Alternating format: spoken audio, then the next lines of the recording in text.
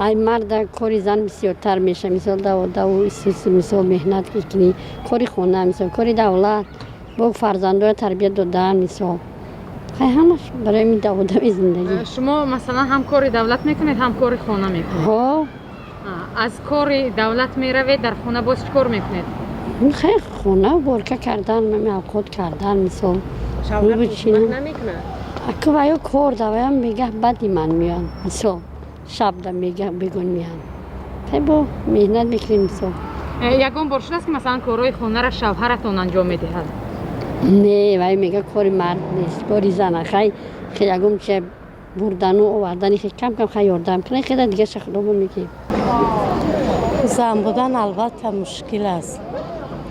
نگاه بینی فرزند، تربیت فرزند در خونه، همه این به دوش زن مادر است. شوهر چیکار میکنه؟ شوهر خیلی کارهای دولتی صاحب کار.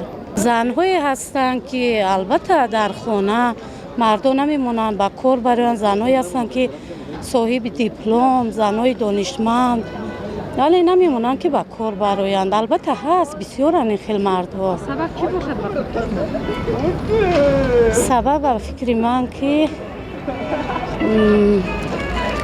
البته پس بودنی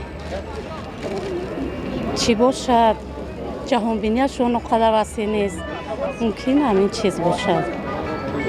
رشک یگان رشک البته از در بین جوانای ما بسیارترین، همین بسیاری مردها از روی رشک همی زنها را به همین حالت میارن. البته از روی рашк бисёрин корҳо рух медиҳанд. Самая такая легкая работа пойти работать официанткой. А вот наши таджикские парни, если официантка, они сразу думают, что вот она гулящая, или она такая, или она сякая, и уже у них приходят, допустим, заказывают, не уважают, уважения у них нету, экают. Я вот думаю, трудно.